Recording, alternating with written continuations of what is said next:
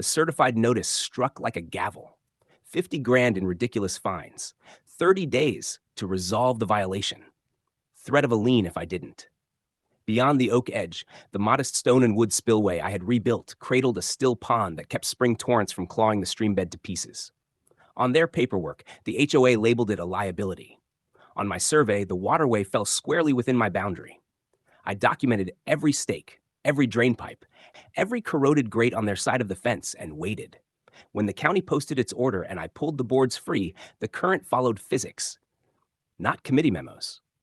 What gave way next wasn't my land. It was their design. I'd heard plenty of HOA tales where evidence, not gossip, settled the matter. Drop your location in the comments. Let's see how far this story reaches around the world. I bought this parcel because of the stream. In summer, it was a ribbon of glass cutting through tall prairie grass. In winter, it sowed frost into the cattails and made the air taste sharp and new. The cabin perched on the upper slope. A porch faced the bend where deer carved a trail to drink. The development began where the pasture stopped. Monuments of regulation dictated window trim and walking paths tracing the lowest ground. Our property lines touched at the water, a boundary the land itself never questioned. Those first months were labor disguised as peace. I hauled trash from the banks, planted willow slips, and rebuilt an old, crumbling low weir that had fallen apart decades earlier. Just a few layers of stone pressed into clay with a plain timber sill, meant to spread the flow and hold back a shallow film. It wasn't some grand beaver dam. It was a quiet hand on the stream's shoulder, urging it to slow its run. The pooled water turned what had once been a gouged-out scar of ditch into a living wetland again. A great blue heron voiced its approval with silence. Frogs compiled their own census in the reeds. The HOA, for its part, mostly existed inside envelopes. Holiday flyers, reminders about mailbox paint, polite notes on neighborhood harmony. Then a new board arrived, armed with certainty and a drone.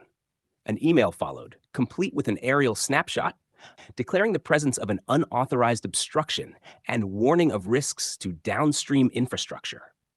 That downstream infrastructure was a walking path they'd poured too low years earlier, beside a culvert, too narrow to survive a leaf fall without clogging. I replied with deeds and a copy of the stormwater plan I downloaded from the county website. The stream and its banks lay fully within my property line.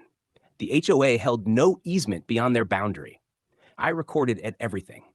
The missing debris screen on their culvert, the way the trail slumped each spring, the silt fan forming from their own collapsing swale. Their tone calcified. Fines appeared in red ink, talk of liens, words like irreparable damage. A certified packet fixed the penalty at $50,000 and set a deadline for removal. I had learned early that water obeys only two authorities, gravity and documentation. I prepared a binder for both and waited for the next chapter to unfold. The inspection began with boots and clipboards lined up at the edge of the property. One delegation from the HOA, another from the county. The HOA representative spoke in measurements that sounded impressive to people who had never stood knee-deep in mud. The county engineer remained silent longer than anyone else, eyes following the traces of silt with deliberate care. He traced the tip of his boot over the ground where the HOA's swale was supposed to fan out the current, but had instead gouged a trench. He pointed out the missing debris grate on their culvert. The path was poured too close to the inlet, and he noticed how the cattails grew thick only on my side, where the water slowed and shed its load. The next morning, a letter from the board arrived anyway. Fines increased, a removal date set. A neighbor forwarded the community newsletter, which described my work as a private reservoir and promised a safer, drier trail once I complied. I tightened my evidence. Drone captures of their inlet choking under back-to-back storms, a time-lapse of the weir spilling peak flows gently across the whole sill instead of cutting through one savage point.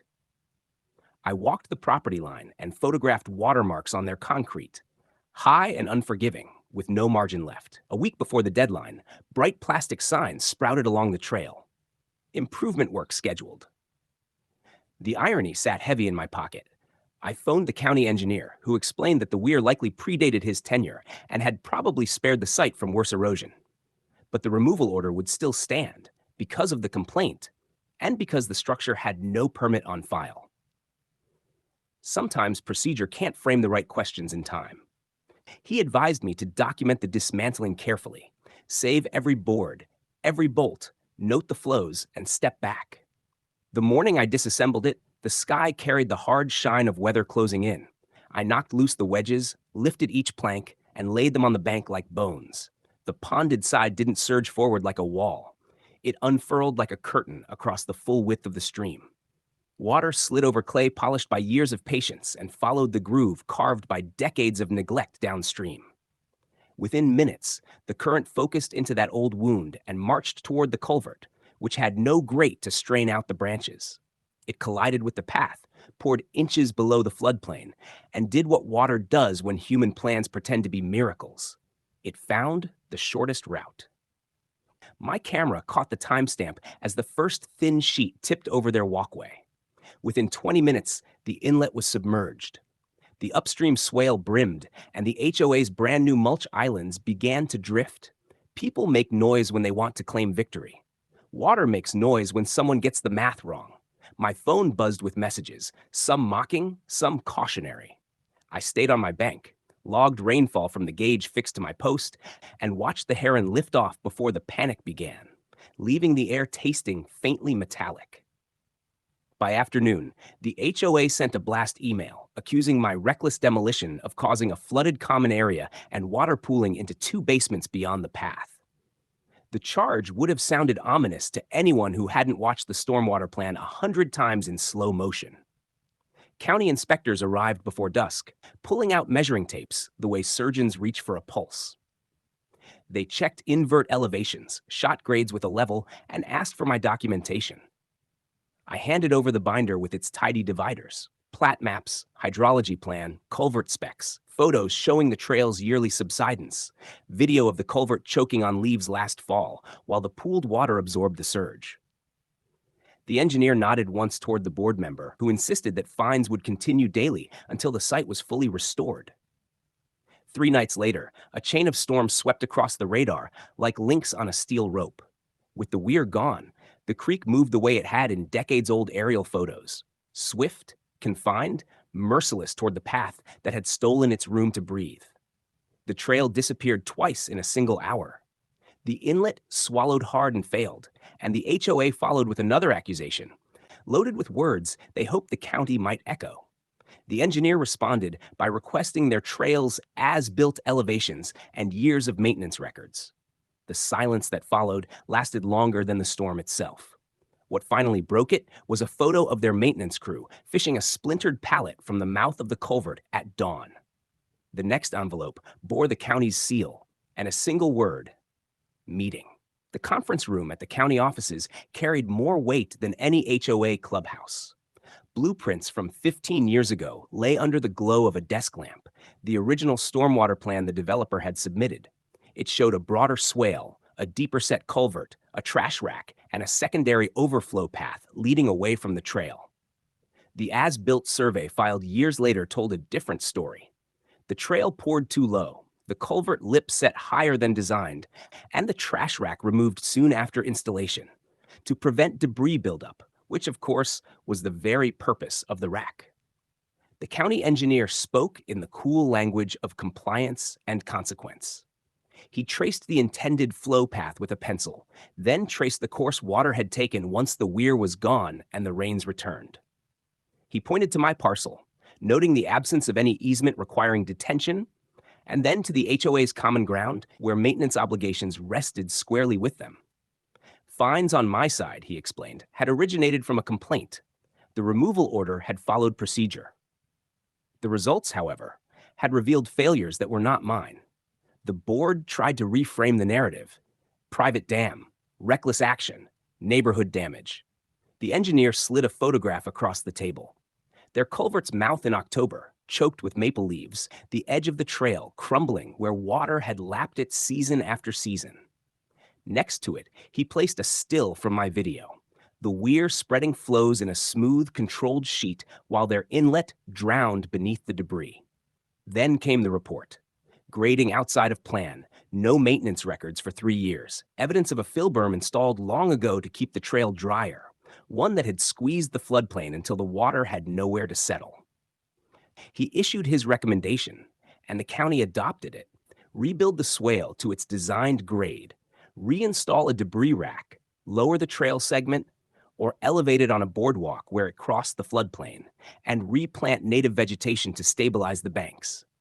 Finally, the fine against me was rescinded. The report acknowledging that my structure had been acting as an informal buffer the built system had failed to replace. An additional provision required the HOA to establish a quarterly maintenance log and notify the county before any future alterations near the creek. I left the meeting with a copy of the plan and the fine officially reversed. The board departed with a binder full of obligations and a silence that sounded like a trail relearning its place. Work began before the leaves turned. Excavators reshaped the swale to match the width on the original plans, not the narrow trench the mower had carved from convenience. A crew installed a new culvert, this time setting the invert exactly where it belonged, and fastening a debris screen that would frustrate anyone who hated cleaning, at least until they decided dry trails were worth the hassle. Carpenters raised the worst stretch of the path onto a simple boardwalk, one flexible enough to yield when the creek needed to stretch beyond its banks. Live stakes went into the soil along the edges, and coir logs stitched the toe where high water liked to gnaw. The heron returned without commentary. On my side, I left the stones piled like a jawline along the channel and allowed the wetland to negotiate a new balance with the improved capacity downstream. I planted more willow where the current had tightened after the weir came out and tracked the water lines as they etched a new equilibrium into the bank. I kept my folder of records close because documentation still matters when memories start to rewrite themselves.